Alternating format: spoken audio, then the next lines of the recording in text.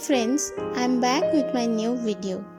Today I am going to draw Teachers' Day special drawing. In India, we celebrate Teachers' Day on 5th September. The birthday of former President Sarvapalli Radhakrishnan. He is a well-known scholar, teacher and promoter of education. On this special day, students celebrate the contribution of teachers in their lives and shaping up the society. I tried to draw a picture which shows a gurukula, that was a type of education system in ancient India. Now I will talk about stippling art. In this video, I use this technique. Stippling art was invented by Giulio Campagnolo in about 1510. This technique was popularly used in sculpture. Stippling is a drawing technique in which areas of shadow are created using nothing but dots. A great number of dots must be applied in darker or highlighted areas. I always applied different colors to make it more highlighted. Please watch the video till the end. Do like, comments and share. Don't forget to subscribe and press the bell icon for my new video.